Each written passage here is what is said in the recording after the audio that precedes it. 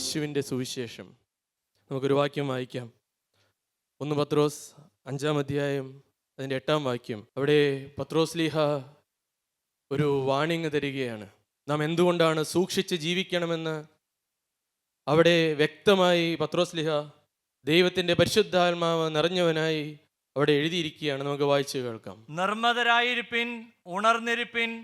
നിങ്ങളുടെ പ്രതിയോഗിയായ പിശാച് അലറുന്ന സിംഹം എന്ന പോലെ ആരെ വിഴുങ്ങേണ്ടു എന്ന് തിരഞ്ഞ് ചുറ്റി നടക്കുന്നു. നിർമ്മതരായിരിപ്പിൻ, ഉണർന്നിരിപ്പിൻ. നിങ്ങളുടെ പ്രതിയോഗിയായ പിശാച് ആരെ വിഴുങ്ങേണ്ടു എന്ന് തിരഞ്ഞ് അലറുന്ന സിംഹം പോലെ ചുറ്റി നടക്കുന്നുണ്ട് എന്ന് നാം ഈ വേദഭാഗം പലപ്പോഴും വായിച്ചിട്ടുള്ളവരാണ്. ഈ വേദഭാഗം പലപ്പോഴും നാം വചനത്തിലൂടെ കേട്ടിട്ടുള്ളവരാണ്. എന്നാൽ ഈ കഴിഞ്ഞ ദിവസങ്ങളിൽ ഈ വേദഭാഗം എന്നോട് സംസാരിക്കുന്നതായി, എൻ്റെ ജീവിതത്തിൽ നിന്ന് മാറ്റേണ്ടതായ ചില കാര്യങ്ങൾ മാറ്റേണ്ടതിനായി കർത്താവ് എന്നോട് സംസാരിച്ചതായി എനിക്ക് അനുഭവപ്പെട്ടു. ഞാൻ അവിടെ ആദ്യത്തെ വാക്യമാണ് നിർമ്മതരായിരിപ്പിനെന്ന്. ഞാൻ പലപ്പോഴും ഇത് വായിച്ചിട്ടുണ്ടെങ്കിലും ഇതിൻ്റെ വ്യക്തമായ അർത്ഥം എന്താണെന്ന് ഞാൻ ഗ്രഹിച്ചിരുന്നില്ല. നിർമ്മതരായിരിപ്പിനെന്ന് അതിന് ഇംഗ്ലീഷിൽ ഇങ്ങനെയാണ് പറയുന്നത്, ബി സോബർ എന്ന്. ബി സോബർ വേറെ ഒന്നുമല്ല, ആത്മനിയന്ത്രണമുള്ളവനായിരിപ്പിനെന്ന്, സെൽഫ് കൺട്രോൾ ഉണ്ടായിരിക്കുന്നവനായിരിക്കുമെന്ന്. എന്തുകൊണ്ടാണ് അങ്ങനെ പറയുന്നത്? നിങ്ങൾ ആത്മനിയന്ത്രണം പ്രാപിക്കണം, പാലിക്കണം എന്ന് എന്തുകൊണ്ടാണ് പറയുന്നത്? അലറുന്ന സിംഹം പോലെ ആരെയാണ് വിഴുങ്ങേണ്ടത് എന്ന് ചിന്തിച്ചുകൊണ്ട് ഒരുത്തൻ നമ്മുടെ ചുറ്റി തിരിഞ്ഞ് നടക്കുന്നുണ്ട്. അലറുന്ന സിംഹം പോലെ നമ്മെ വീഴിക്കേണ്ടതിന് വേണ്ടിയിട്ട്, നമ്മെ തകർത്ത് കളയുന്നതിന് വേണ്ടിയിട്ട് ആത്മസംയമനം നാം പാലിച്ചില്ലെങ്കിൽ, നാം നമ്മുടെ ജീവിതത്തിൽ ഒരു സെൽഫ് കൺട്രോൾ ഇല്ല എങ്കിൽ നാം തകർന്നു പോകുമെന്ന് സദൃശ്യവാക്യങ്ങൾ അതിൻ്റെ 25-ാം അധ്യായം 28-ാം വാക്യത്തിൽ വ്യക്തമായ ഒരു കാര്യം പറയുന്നുണ്ട്.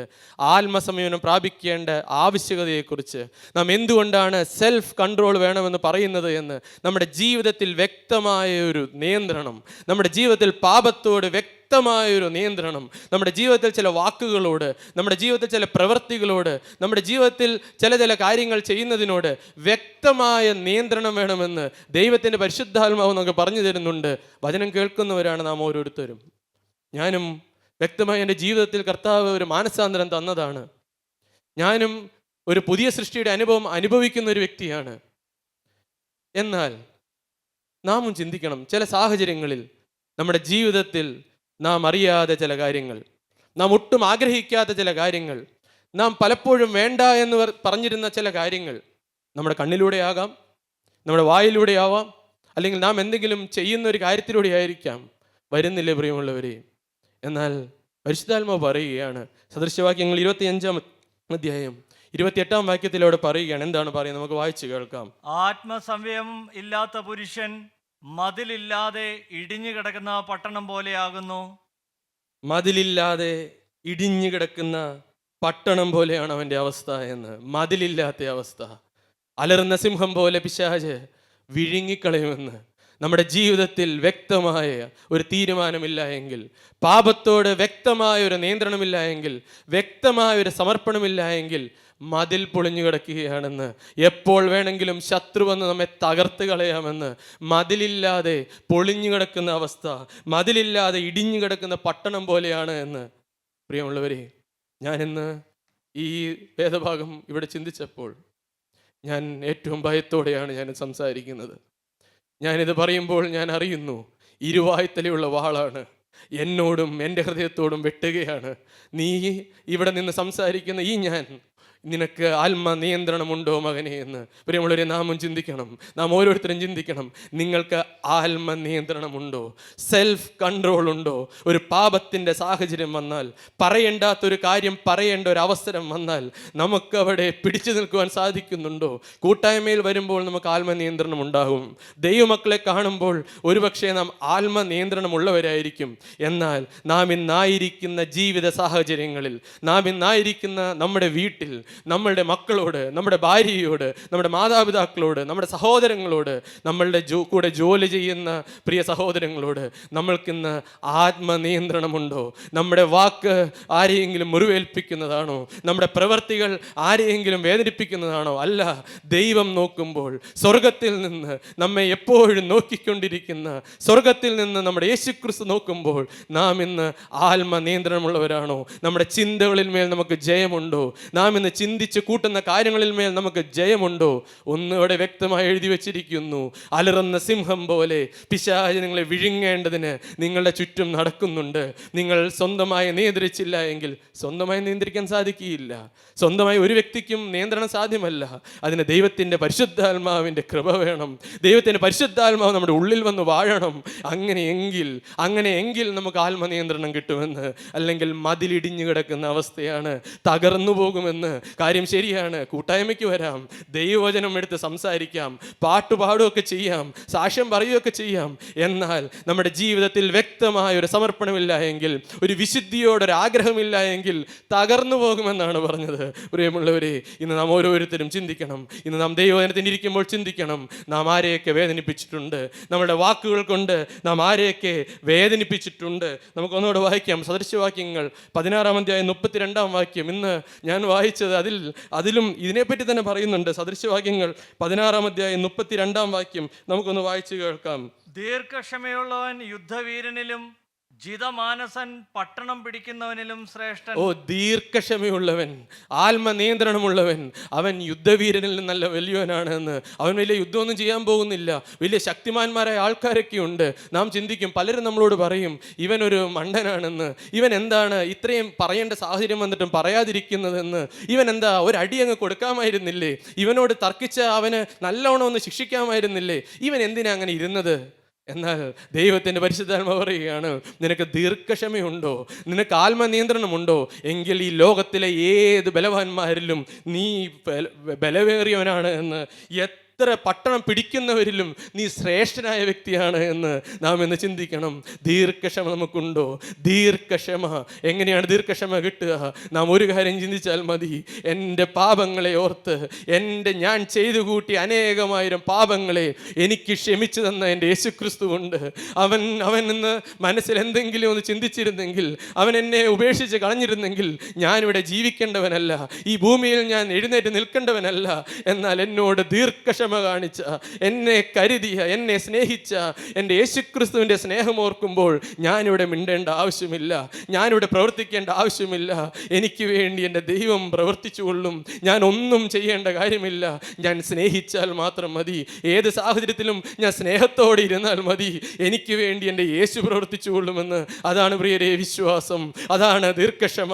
അത് പരിശുദ്ധാത്മാവിനാൽ ലഭിക്കുന്നതാണ്. പൗലോസ്ലീഹ ഓരോ പ്രായക്കാർക്കും വേണ്ടി പറയുന്നുണ്ട്, ഈ നിർമ്മതനായിരിപ്പിനെന്ന് ഓരോ പ്രായത്തിലുള്ളവരോടും പറയുന്നുണ്ട്. തീമോത്തിയോസിന് എഴുതിയ 1-ാം ലേഖനം 3-ാം അധ്യായം 11-ാം വാക്യത്തിൽ സ്ത്രീകളോട് പറയുന്നുണ്ട്, സ്ത്രീകളെ നിങ്ങൾ നിർമ്മതരായിരിപ്പിനെന്ന്. അവിടെ തന്നെ 3-ാം അധ്യായം 1-ാം വാക്യത്തിൽ അധ്യക്ഷ പദവി അലങ്കരിക്കുന്നവരോട് പറയുന്നുണ്ട്, നിങ്ങൾ നിർമ്മതരായിരിപ്പിനെന്ന് പൗലോസ്ലീഹ ഓരോ പ്രായക്കാർക്കും പറയുന്നുണ്ട്. തീത്തോസിന് എഴുതിയ ലേഖനം 2-ാം അധ്യായം 6-ാം വാക്യത്തിൽ അവിടെ പറയുന്നുണ്ട്, യൗവനക്കാരോട് പറയുന്നുണ്ട്, നിങ്ങൾ സുബോധമുള്ളവരായിരിപ്പിനെന്ന്. ഇനി പ്രായമായവർക്കോ അവിടെ പറയുന്നുണ്ട്, 2-ന്റെ-1 പറയുന്നുണ്ട്, വൃദ്ധന്മാരോട് പറയുന്നുണ്ട്, നിങ്ങൾ നിർമ്മതരായിരിപ്പിനെന്ന്, നിങ്ങൾ ആത്മസംയമമുള്ളവരായിരിപ്പിനെന്ന്, നിങ്ങൾ നിങ്ങളെ തന്നെ കൺട്രോൾ ചെയ്തുകൊള്ളുവിനെന്ന്, തന്നെത്താൻ സൂക്ഷിച്ചുകൊള്ളുവിനെന്ന്. പ്രിയമുള്ളവരെ, നമുക്ക് ഇന്നൊരു തീരുമാനമെടുക്കണം. ഞാൻ തന്നെത്താൻ സൂക്ഷിക്കും.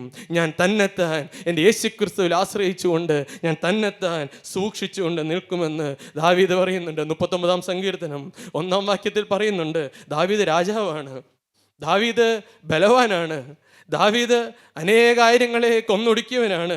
എന്നാൽ ദാവീദ് അവിടെ പറയുകയാണ്, 39-ാം സങ്കീർത്തനം അതിൻ്റെ 1-ാം വാക്യം നമുക്കൊന്ന് വായിച്ച് കേൾക്കാം. നാവുകൊണ്ട് പാപം ചെയ്യാതിരിപ്പാൻ ഞാൻ എൻ്റെ വഴികളെ സൂക്ഷിക്കുമെന്നും, ദുഷ്ടൻ എൻ്റെ മുമ്പിൽ ഇരിക്കുമ്പോൾ എൻ്റെ വായ് കടിഞ്ഞാണിട്ട് കാക്കുമെന്നും ഞാൻ പറഞ്ഞു.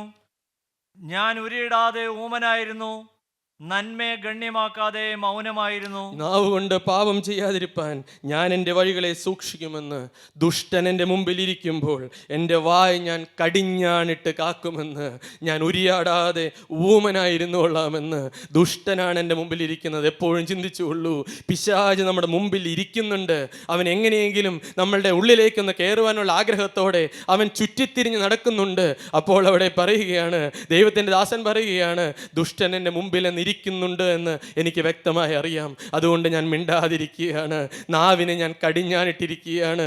ഒരു കാരണവശാലും സാത്താൻ അവകാശം പറയുന്ന ഒന്നും എൻ്റെ ജീവിതത്തിൽ ഞാൻ പ്രവർത്തിക്കുകയില്ല എന്ന് ഞാൻ മിണ്ടാതെ ഇരുന്നു കൊള്ളാമെന്ന്. പ്രിയമുള്ളവരെ, വാക്കുകൾ പറയുന്നത് സൂക്ഷിക്കുക, വായ്ക്ക് കടിഞ്ഞാണിടുക. നാം പറയേണ്ടാത്ത കാര്യം പറയരുത്. നിങ്ങൾ ചിന്തിച്ച് നോക്കിക്കേ, നിങ്ങൾക്കുള്ളിലേക്ക് വരുന്നില്ലേ, അയ്യോ ഞാനത് പറയണ്ടായിരുന്നു, ആ കാര്യം ഞാൻ അപ്പോൾ മിണ്ടാതിരുന്നാൽ മതിയായിരുന്നു, ഞാൻ ഒരു വാക്ക് അങ്ങനെ മിണ്ടാതിരുന്നാൽ ആ വ്യക്തിക്ക് ആ ദോഷം വരികയില്ലായിരുന്നു. ചിന്തിച്ചു നോക്കിയേ പ്രിയമുള്ളവരെ. എന്നാൽ ദൈവത്തിൻ്റെ പരിശുദ്ധാത്മാവ് പറയുന്നു, നിങ്ങൾ പരിശുദ്ധാത്മാവിന് കീഴടങ്ങിയിരിപ്പിനെന്ന്. നിങ്ങൾ പരിശുദ്ധാത്മാവാൽ കീഴടങ്ങിയിരിക്കുകയാണെങ്കിൽ നമ്മുടെ വാക്കുകളെ അവൻ നിയന്ത്രിച്ചുകൊള്ളും. നാം പറയേണ്ടാത്ത കാര്യം നമുക്ക് പറയേണ്ടി വരികയില്ല. നാം ഏത് വാക്ക് പറയുമ്പോഴും, നാം എന്ത് ചെയ്യുമ്പോഴും ഒരു വാക്ക് നാം അതിനു മുമ്പ് പറയുക, കർത്താവേ നിനക്കിഷ്ടമില്ലാത്തതൊന്നും എൻ്റെ വായിലൂടെ വരല്ലേ എന്ന്. കർത്താവേ ഞാനൊരു പാപിയാണ്, ഞാനൊരു ബലഹീനനാണ്, ഞാൻ ചിലപ്പോൾ പറയേണ്ടാത്തത് പറഞ്ഞു പോകും. എന്നാൽ കർത്താവേ നിന്റെ തിരുരക്തം എൻ്റെ നാവിന്മേൽ തൊടുവിക്കണമേ കർത്താവേ. കർത്താവേ ഞാൻ വീണു പോകാതെ, ഞാൻ പറയേണ്ടത് പറയാനും പറയേണ്ടാത്തത് പറയാതിരിക്കുവാനും കർത്താവേ നിന്റെ ഒരു തുള്ളി തിരുരക്തം എൻ്റെ നാവിലൊന്ന് തൊടുവിക്കണമേ എന്ന് ഞാൻ ഈ നാളുകളിൽ അത് അനുഭവിച്ചുകൊണ്ടാണ് പ്രിയരെ പറയുന്നത്. ഞാനിപ്പോൾ എന്ത് പറയുമ്പോഴും ഞാനൊന്നൊരു ആശ്രയബോധം കർത്താവ് എനിക്ക് തന്നു. ഞാൻ എടുത്തു ചാടി പറയുന്ന പ്രകൃതമുള്ളവനാണ്, പലപ്പോഴും പറയേണ്ടാത്തത് പറഞ്ഞിട്ടുള്ള വ്യക്തിയാണ്. എന്നാൽ കർത്താവ് ഈ ദിവസങ്ങളിൽ എൻ്റെ ജീവിതത്തിൽ വ്യക്തമായി എനിക്കൊരു ആത്മ നിയന്ത്രണം വേണമെന്നൊരു ആഗ്രഹം തന്നു. അതെനിക്ക് സ്വന്തമായി കഴിയുകയില്ല, എൻ്റെ യേശുക്രിസ്തു എനിക്ക് തരുമെന്ന് എനിക്കൊരു ഉറപ്പ് തന്നു.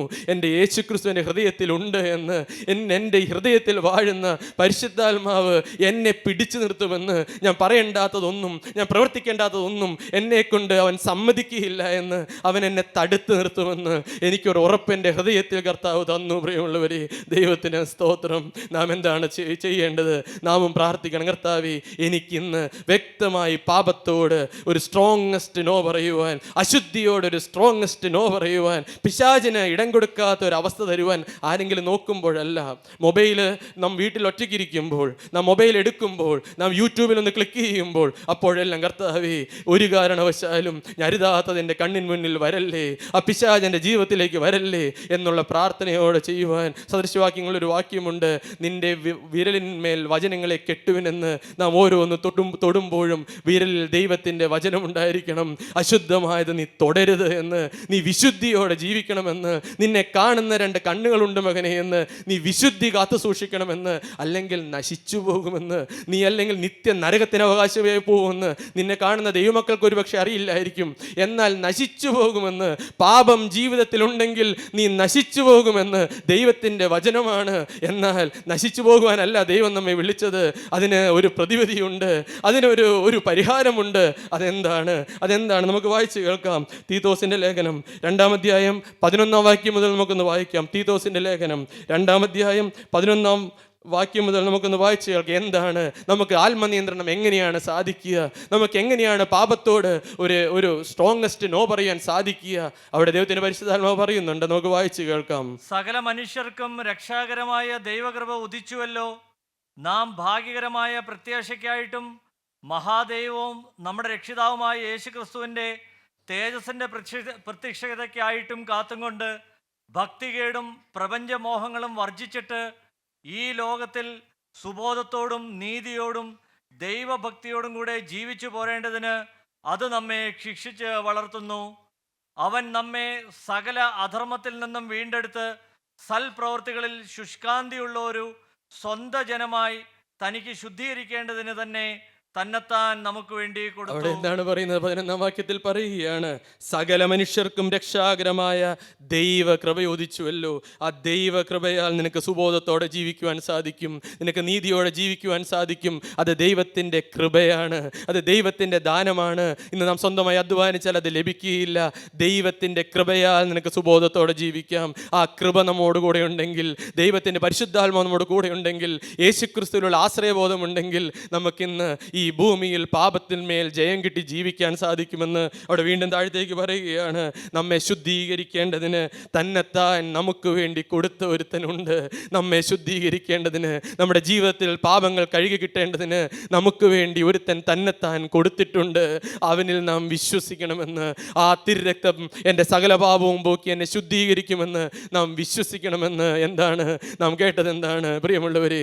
ആത്മനിയന്ത്രണം നമ്മുടെ ജീവിതത്തിൽ വരണമെങ്കിൽ, നമ്മുടെ ജീവിതത്തിൽ ഒരു സെൽഫ് കൺട്രോൾ വരണമെങ്കിൽ തിരുരക്തത്തിൻ്റെ കോട്ട വേണം, തിരുരക്തത്തിൻ്റെ ഒരു കവറേജ് വേണം. അല്ലാതെ നമുക്ക് നിൽക്കാൻ സാധിക്കുകയില്ല. എപ്പോഴും നാം പ്രാർത്ഥിക്കണം, കർത്താവേ ആ തിരുരക്തം എന്നെ പൊതിഞ്ഞുകൊള്ളണമേ എന്ന്. കർത്താവേ നിൻ്റെ കൃപ എന്നോടുകൂടെ എപ്പോഴും ഉണ്ടായിരിക്കണമേ എന്ന്. കർത്താവേ ഒരു നിമിഷം പോലും ആ കൃപയിൽ നിന്ന് ഞാൻ വീണുപോകാൻ ഇടവരരുത് എന്ന് ആ പ്രാർത്ഥനയോടെ ഇരുന്നാൽ തിരുരക്ത കോട്ടയ്ക്കുള്ളിൽ നമ്മെ മറിക്കും, തിരുരക്തത്താൽ നമ്മെ ശുദ്ധീകരിക്കും. നാം ഇതുവരെ ചെയ്ത സകല പാപവും, പാപത്തിൽ ആരെങ്കിലും മുങ്ങിയുടെ വന്നിട്ടുണ്ടോ? എനിക്ക് സ്വന്തമായി ഒന്ന് നിയന്ത്രിക്കാൻ സാധിക്കില്ല എന്ന്, എനിക്ക് മദ്യപാനത്തിന്മേൽ ഒരു ജയമില്ല എന്ന്, എനിക്ക് പുകവലിയുടെ മേൽ ജയമില്ല എന്ന് ചിന്തിച്ച്, അല്ല പാപ സ്വഭാവങ്ങളിൽ മേൽ എനിക്ക് ജയമില്ല എന്ന് ചിന്തിച്ച് ആരെങ്കിലും ഇവിടെ ഇരിക്കുന്നുണ്ടോ? എന്നാൽ ഒരു കാര്യം നിങ്ങൾ ഉറച്ച് വിശ്വസിച്ചുകൊള്ളൂ, ദൈവത്തിൻ്റെ പരിശുദ്ധാത്മാവ്, യേശുക്രിസ്തുവിൻ്റെ തിരുരക്തം നമ്മെ ശുദ്ധീകരിക്കും, നമുക്ക് പാപത്തിന്മേൽ ജയം തരും. പരിശുദ്ധാത്മാവിൻ്റെ ഒരു ഫലമാണ് ഇന്ദ്രിയ ജയം. പരിശുദ്ധാത്മാവ് നമ്മുടെ ജീവിതത്തിൽ വന്നാൽ നമുക്ക് ഇന്ദ്രിയ ജയം കിട്ടും, പാപങ്ങളിൽ മേലൊരു ജയം കിട്ടും. പ്രിയമുള്ളവരെ, അതെൻ്റെ അനുഭവമാണ്. ഞാൻ ഇന്ന് അത് അനുഭവിച്ചുകൊണ്ടിരിക്കുകയാണ്. ദൈവം എനിക്ക് ദാനമായി തന്നതാണ്. എനിക്ക് കുറവുകളുണ്ട്, എനിക്ക് അനേകം കുറ്റങ്ങളുണ്ട്. എന്നാൽ എനിക്ക് എൻ്റെ കർത്താവ് പടിപടിയായി ഇന്ന് ജയം തരുന്നു. പല പല പാപ സ്വഭാവങ്ങളുടെ മേൽ എനിക്ക് ജയം തരുന്നു. എന്നെ അവൻ ജയത്തോടെ നിർത്തുന്നു. അവൻ്റെ ഒരു സാക്ഷിയായി എന്നെ എഴുന്നേൽപ്പിക്കുന്നു. അത് അവൻ്റെ കൃപയാണ്. കൃപ മാത്രമാണ്. ഞാൻ എളിയവനാണ്. ആ കുരിശാണ് ഇവിടെ ഉയർന്നു നിൽക്കുന്നത്. എനിക്ക് വ്യക്തമായി അറിയാം. എന്നെ പിടിച്ചു നിർത്തുന്നത് ആ കുരിശിൻ്റെ ശക്തിയാണ്. ആ കുരിശിൻ്റെ ശക്തിയില്ലെങ്കിൽ നാം ആരെല്ലാവരും വീണു പോകും. എന്തെല്ലാം കഴിവുണ്ടെന്ന് പറഞ്ഞിട്ടും കാര്യമില്ല. എന്നാൽ എന്നെ ദൈവം വഴി നടത്തുന്നു, തിരുരക്ത കോട്ടയ്ക്കുള്ളിൽ എന്നെ മറയ്ക്കുന്നു. പ്രിയമുള്ളവരെ, ആ അനുഭവം നമുക്ക് ഓരോരുത്തർക്കും പ്രാപിക്കണം. നമുക്ക് പ്രാർത്ഥനയോടെ ഇരിക്കാം, ദൈവസേനയിൽ നമ്മെ തന്നെ സമർപ്പിക്കാം. ദൈവനാമം മഹത്വപ്പെടുമാറാകട്ടെ.